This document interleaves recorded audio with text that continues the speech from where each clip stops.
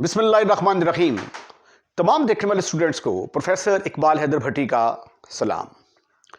My dear students, हम metric spaces का आगाज़ कर चुके हैं। इससे जो पहले जो 2 लेक्चर थे उसके अंदर मैंने बेसिक कंसेप्ट जो कि मीट्रिक स्पेस जो टॉपिक है हमारा उसके अंदर इस्तेमाल होंगे उसके बारे में मैंने आपको इंट्रोडक्शन दिया।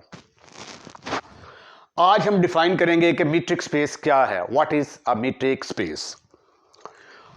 तो आइए पहले इसकी डेफिनेशन लिखते हैं, उसके बाद फिर इसको एक्सप्लेन करने की कोशिश करते हैं। Let X be a non empty set. Let X be a non empty set. हमारे पास x कोई एक नॉन एम्प्टी सेट है, यानी इसके अंदर कुछ ना कुछ एलिमेंट्स मौजूद हैं। Then the function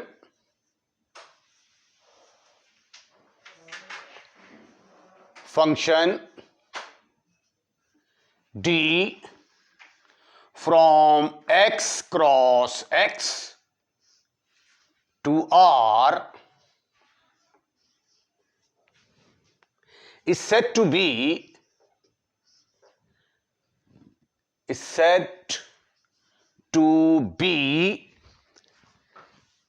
a metric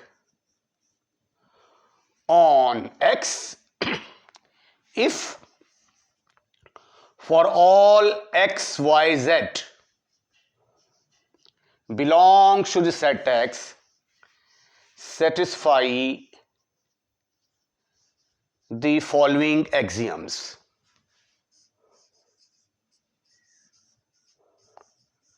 The following axioms.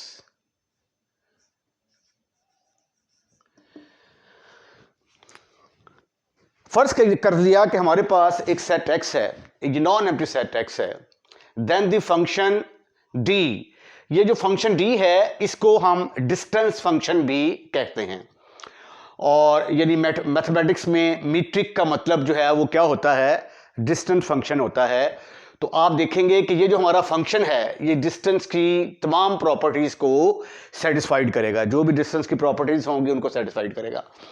इसको हम क्या कहेंगे कि ये जो फंक्शन है, यानी मीट्रिक असल में क्या है, मीट्रिक ऑन एक्स एक फंक्शन का नाम है, एक ऐसा फंक्शन जो एक्स क्रॉस एक्स के ऊपर अमल करता है और आंसर हमारा एक रियल नंबर आ जाता है। Is said to be a metric on X. इसको हम मीट्रिक कहेंगे if for all X Y Z belongs to X it satisfied the following axiom.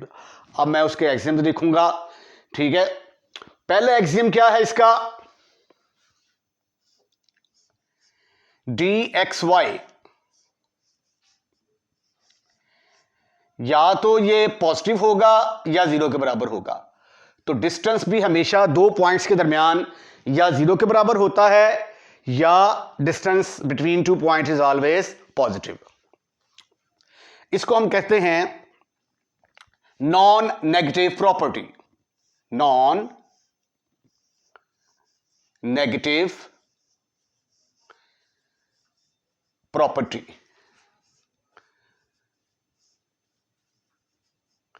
दूसरी कंडीशन है इसकी, दूसरा एक्सियम है इसका, D X Y is equal to 0।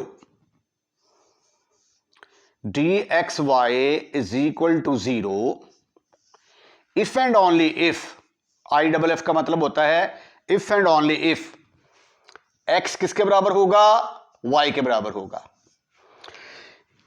यह भी डिस्टेंस की प्रॉपर्टी है कि 2 पॉइंट्स का दरमियानी डिस्टेंस अगर 0 के बराबर होगा तो दोनों पॉइंट आपस में बराबर होंगे, और अगर दोनों पॉइंट आपस में बराबर होंगे तो उनका दरमियानी डिस्टेंस 0 के बराबर होगा, ठीक है। इसको हम कहते हैं रिफ्लेक्सिव प्रॉपर्टी। ये non negative property and this is called as reflexive property.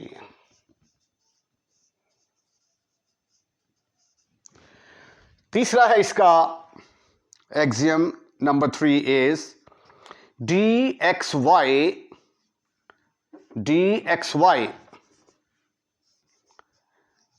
will be equal to dyx। यानी अगर आपके पास ये कोई एक पॉइंट है, एक ये पॉइंट है, तो जितना डिस्टेंस यहां से लेकर यहां तक का है उतना ही डिस्टेंस यहां से लेकर यहां तक होगा। सिमेट्रिक प्रॉपर्टी बोलते हैं इसको, सिमेट्रिक प्रॉपर्टी।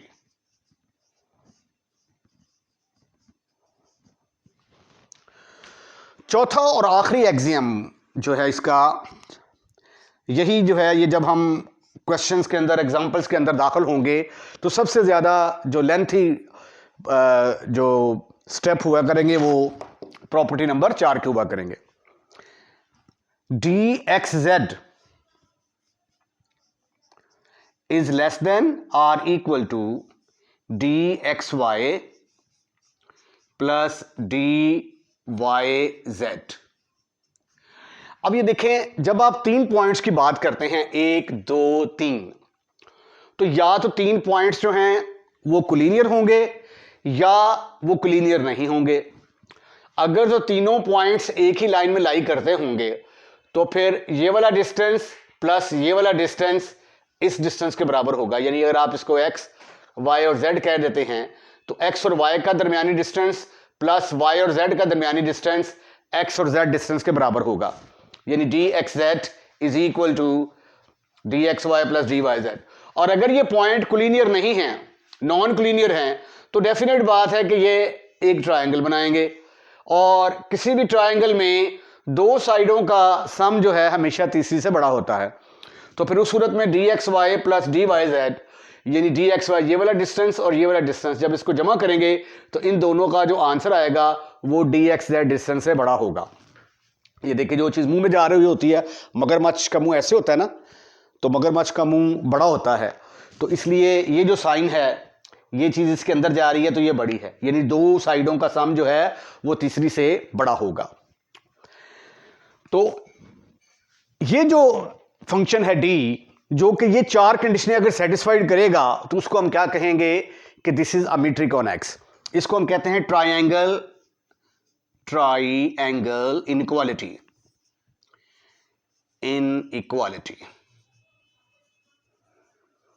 क्योंकि ये ट्रायंगल की कंडीशन को सेटिस्फाइड करती है। देखिए, किसी भी 2 साइडों का मजमूआ तीसरी से बड़ा होगा और अगर ये पॉइंट कोलिनियर होंगे तो फिर 2 का सम तीसरी के बराबर होगा। Right. Then D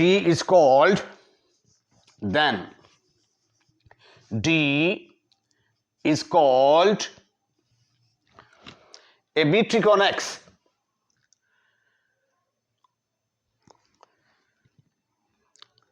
D is called metric on x and the pair ये जो पेयर बनेगा x का और d का, इस पेयर को हम कहते हैं कि ये मीट्रिक स्पेस है। Is called a metric space.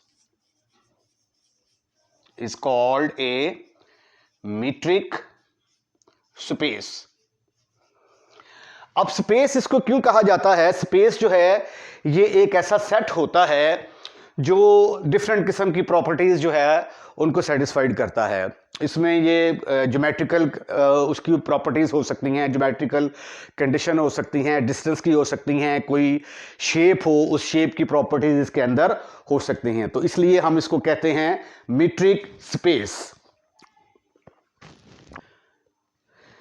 अच्छा, अब ये जो सेट x है इसको हम क्या कहेंगे? This set x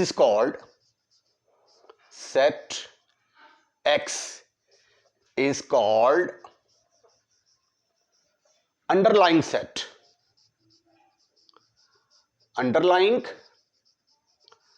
or ground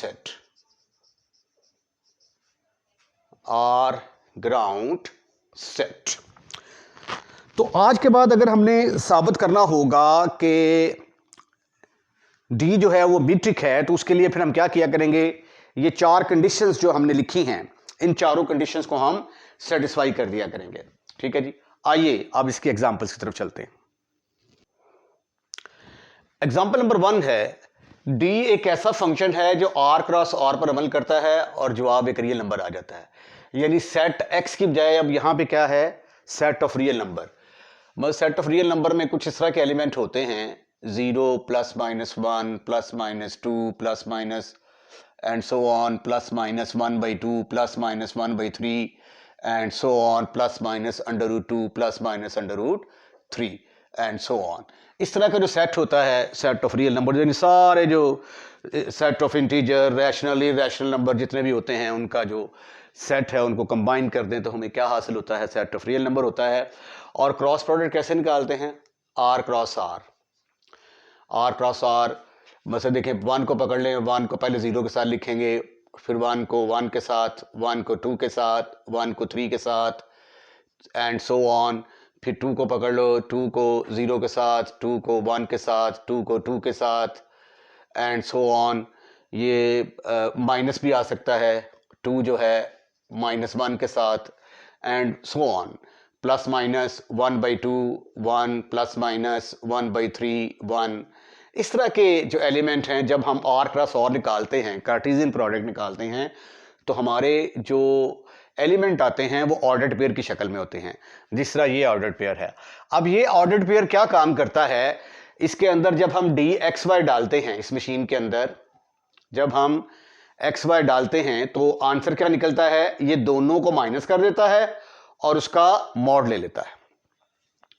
तो इसका मतलब ये हुआ कि अगर हमारे पास यहाँ पे 2,3 होगा तो इस डेफिनेशन, ये जो उसने डिफाइन किया है फंक्शन को, इसके मुताबिक इसका आंसर किसके बराबर आएगा, 2 - 3 mod which is equal to -1 mod, और आंसर किसके बराबर आ गया, 1। यानी ये एक ऐसा फंक्शन है जो ऑर्डर्ड पेयर के ऊपर अमल करता है और जवाब एक रियल नंबर आ रहा है। ये एक ऐसा फंक्शन जिसने ऑर्डर्ड पेयर पर अमल किया, जवाब एक रियल नंबर आया। ठीक है, ये चीज जो है ये मैं डेफिनेशन के अंदर में जो है ये मैं डिस्कस करनी जो है ना, ये मुझे याद नहीं रही। वहां पे था डी जो है वो एक्स क्रॉस एक्स पर अमल करता है। ठीक है, एक्स को हमारे पास नॉन एम्प्टी सेट है और उसका जो आंसर आएगा वो आंसर कोई ना कोई रियल नंबर आता है। तो अब हम साबित करने वाले हैं कि ये जो डी है ये मीट्रिक की चारों कंडीशंस को सेटिस्फाइड करता है। D X Y for all X Y belongs to R, given है कि डी एक्स वाई किसके बराबर होगा, x माइनस वाई मॉड के बराबर। अब पहली कंडीशन क्या है, D X Y is equal to x minus Y mod. अब मॉड जो है ये कभी भी नेगेटिव नहीं होता, ये देखें यहां पर ये नेगेटिव इसका आंसर आया था, लेकिन मॉड इज ऑलवेज पॉजिटिव, तो इसको जो है फिर हम क्या कंसीडर करेंगे, पॉजिटिव आंसर कंसीडर करेंगे। तो इसका जवाब जो है वो किसी भी सूरत में नेगेटिव नहीं आएगा, तो ये क्या होगा, ग्रेटर देन 0 होगा। हाँ, अलबत्ता अगर ये दोनों बराबर आ जाते हैं तो x माइनस एक्स ये 0 के बराबर भी हो सकता है। तो पहली कंडीशन जो है वो नॉन नेगेटिव वाली ये हमने सेटिस्फाइड कर दी, d is non negative, non negative, negative नहीं है। अब दूसरी कंडीशन देखें, इंटरेस्टिंग वन, इसमें हम साबित करेंगे कि डी एक्स वाई बराबर है 0 के if and only if x is equal to y। जब इफ एंड ओनली इफ का वर्ड आ जाता है मैथमेटिक्स में तो इसका मतलब यह होता है कि पहले हम एक चीज को सही मानेंगे, यानी हम सपोज कर लेंगे कि डी एक्स वाई 0 के बराबर है, तो साबित कर देंगे कि x और y आपस में बराबर हैं। फिर इसका कन्वर्स क्या होगा, फिर इस चीज को सही मान के ये साबित करेंगे, तो इसको कहते हैं if and only if condition. First we suppose,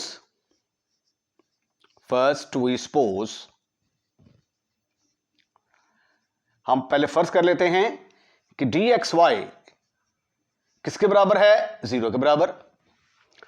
अब डी एक्स वाई किसके बराबर है, ये तो x मनफी वाई मॉड के बराबर है, तो यहां से फिर रिजल्ट निकला कि x मनफी वाई का मॉड किसके बराबर होगा, that is equal to 0।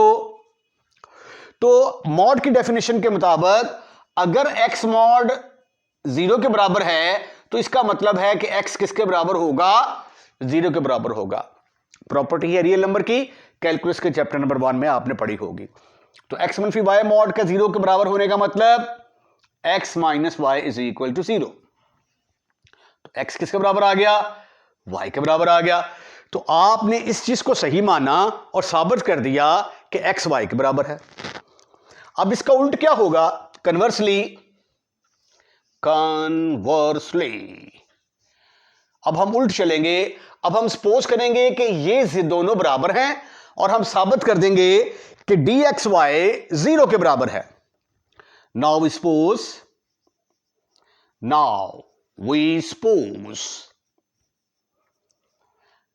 x जो है ये किसके बराबर है? y के बराबर। इसको चुप कर इधर ले आए, x माइनस वाई किसके बराबर आ जाएगा? 0 के बराबर आ जाएगा। अब हमें नहीं पता कि इन दोनों में से कौन सा बड़ा है। अगर ये छोटा होगा ये बड़ा होगा तो जवाब नेगेटिव आ जाएगा, ठीक है। लेकिन अगर मैं इसका मॉड ले लूं तो फिर जो नेगेटिव रकम भी होगी उसको भी ये क्या करेगा? पॉजिटिव में कन्वर्ट कर देगा, ठीक है। दोनों तरफ मॉड ले लिया। अब x मनफी y का मॉड ये किसके बराबर है? ये तो dxy के बराबर है। तो dxy किसके बराबर आ गया? 0 के बराबर आ गया। तो ये देखें, मैंने x और वो को y के बराबर लिया और साबित कर दिया dxy 0 के बराबर है। तो पद साबित हुआ कि dxy is equal to 0 if and only if x is equal to 0। Reflexive property भी हम प्रूफ करने में कामयाब हो गए। आइए अब हम इसकी तीसरी कंडीशन जो है वो उसको प्रूफ करते हैं। ये पहली कंडीशन थी हमारी, नंबर 1, ये नंबर 2, और अब नंबर 3 की बारी आती है। नंबर 3 में हम प्रूफ करेंगे कि dxy बराबर है dyx।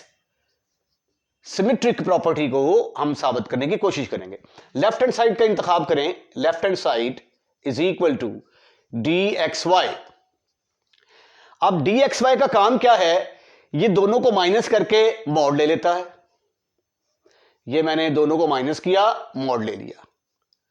अब इसको मैंने dyx के बराबर साबित करना है तो मुझे y पहले चाहिए, माइनस मैंने कॉमन लिया।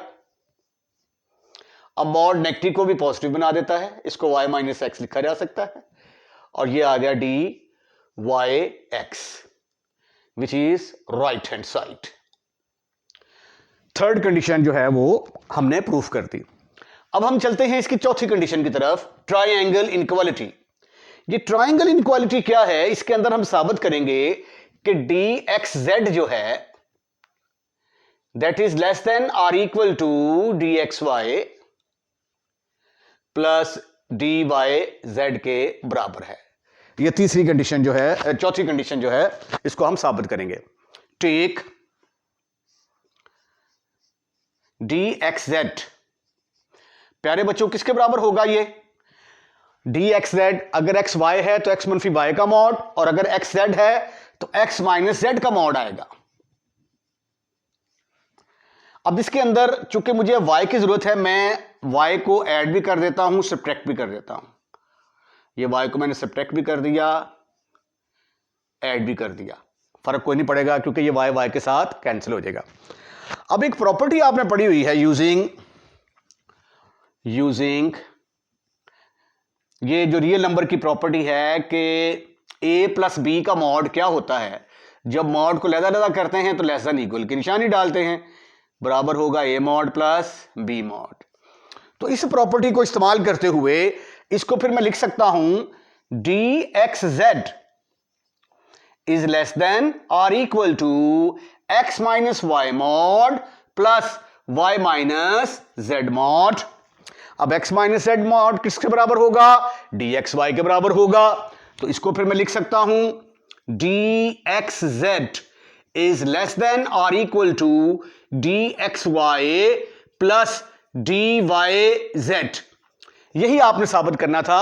ट्राइंगल इनइक्वालिटी की जो कंडीशन है वो आपने सेटिस्फाइड कर दी। Therefore d is a metric, d is a metric on R, and this is called as, and this metric is called, this metric is called usual metric. Usual metric on R, usual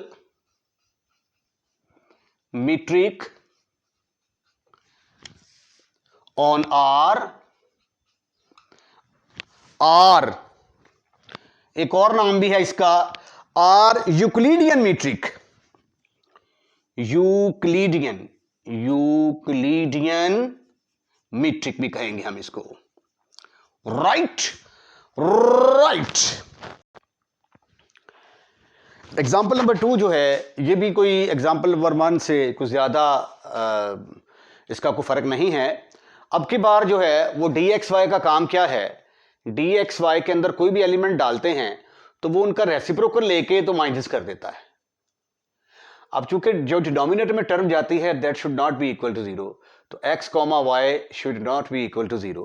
तो इसलिए हमने क्या किया है कि set of real number में से 0 को वैसे ही निकाल दिया है। इसका मतलब है कि अब हम ऐसे एलिमेंट्स को डील कर रहे हैं जो कि नॉन जीरो हैं।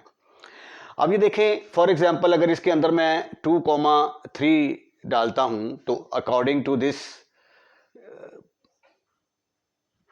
कंडीशन 1/, ये आ जाएगा 1/2 माइनस 1/3। तो आफ्टर कैलकुलेशन ये आ गया 3 - 2/6, तो that is equal to 1/6 which is a non negative number.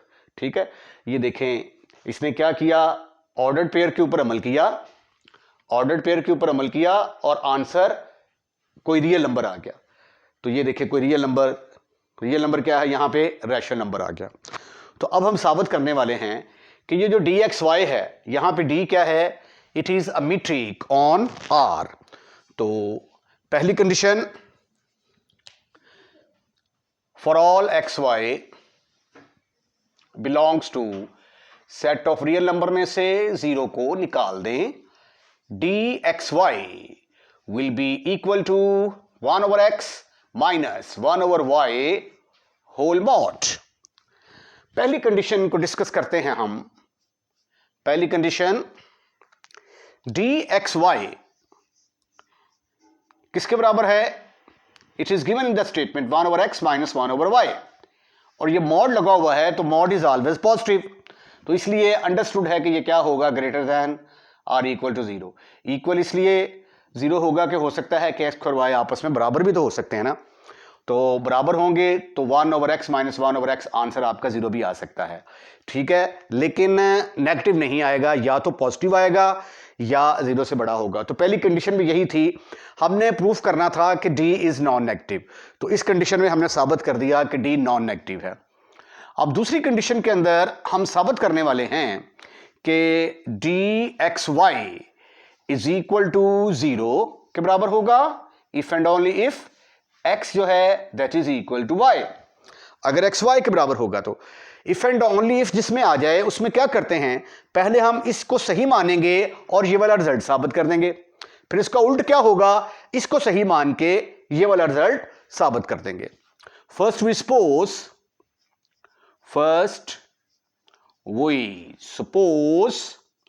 हम फर्ज कर लेते हैं कि dxy इज इक्वल टू 0।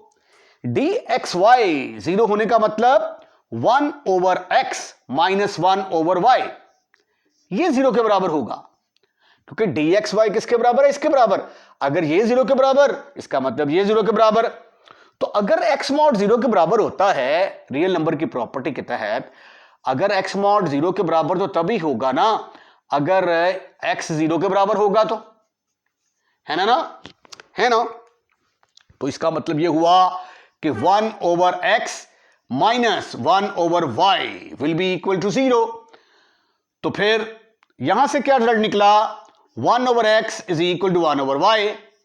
तो आपने तो साबित कर दिया, इसका रेसिप्रोकल लेंगे तो x और y आपस में बराबर आ जाएंगे। तो आपने क्या किया कि dxy को 0 के बराबर सपोज किया और साबित कर दिया कि x और y 0 के बराबर हैं।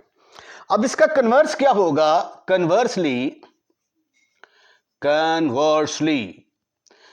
का तरीका अगर ये होता है कि उल्टा चलना शुरू हो जाएगा, पहले ये स्टेप लिखे, फिर ये स्टेप, फिर ये स्टेप, फिर ये स्टेप। ठीक है, नकल मार के लिखने से कोई फर्क नहीं पड़ता। नाउ सपोज अब अपन फर्ज कर लेता है कि x जो है ये y के बराबर है, तो फिर इसका मतलब क्या हुआ कि 1/x और 1/y ये भी आपस में बराबर होंगे। इसको चूक कर इधर ले आए, 1/x, this implies that 1/x minus 1/y is equal to 0 के बराबर आ गया। और अगर 1 माइनस दोनों तरफ अगर मॉड ले लें तो 1/x माइनस 1/y का मॉड ये किसके बराबर आ जाएगा? 0 के बराबर आ जाएगा। 1/x माइनस 1/y ये किसके बराबर है? dxy के बराबर। तो dxy 0 के बराबर आ गया। तो यही आपने साबित करना था कि अगर x और y बराबर हैं तो फिर dxy किसके बराबर होगा? 0 के बराबर। Hence dxy is equal to 0 if and only if x is equal to y। Second condition जो है वो हम प्रूफ करने में कामयाब हो चुके हैं। तो आइए अब जो थर्ड कंडीशन है इसकी, जिसको हम सिमेट्रिक कंडीशन कहते हैं, वो प्रूफ करने की कोशिश करते हैं। थर्ड कंडीशन इसकी क्या होगी? I would like to proof dxy is equal to dyx। I want to prove this one. For that I would like to take the left hand side, dxy, then according to the given condition dxy will be equal to 1/x over 1/y, 1/x minus 1/y mod. Now if I will take minus 1 common from here, then it makes no difference, and you must never forget that minus x mod is always equal to plus x mod. Therefore this minus will have no effect on it, and this is equal to 1/y minus 1/x. Now you can see that now we have first y and then x, therefore it can be written as dyx according to this condition. तो hence you have proved, क्या proof कर दिया आपने कि dxy जो है ये किसके बराबर होगा? dyx के बराबर होगा। अब इसकी फोर्थ और लास्ट कंडीशन जो है ट्रायंगल इनइक्वालिटी, उसको हम प्रूफ करने की कोशिश करते हैं। फोर्थ प्रॉपर्टी के अंदर हम साबित करने वाले हैं कि dxz is less than or equal to dxy plus dyz। तो कंसिडर, मैं dxz को कंसिडर करता हूं, consider dxz, then according to the given condition if dxy is equal to 1/x minus 1/y, then dxz will be equal to 1/x minus 1/z mod. Now I want to prove this is equal to dxy and yz. Therefore introduction of y is very essential, very important here. Now I will add 1/y and subtract 1/y in this equation. मैं इसका नाम रख देता हूं number 1। तो adding and subtracting, adding and subtracting 1/y को आप add भी कर दें और सब्ट्रैक्ट भी कर दें।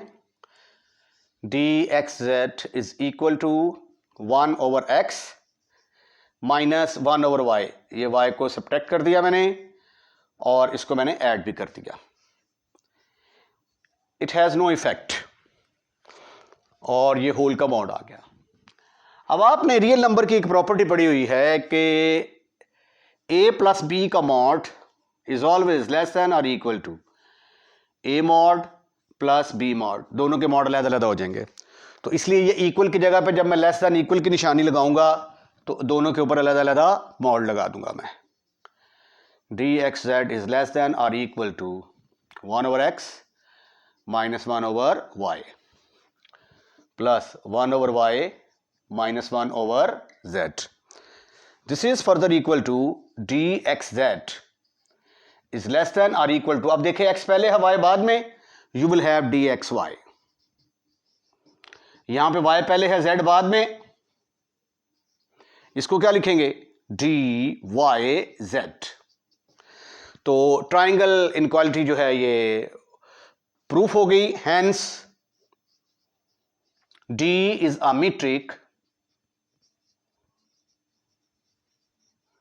Metric on set of real number में से 0 माइनस करते हैं।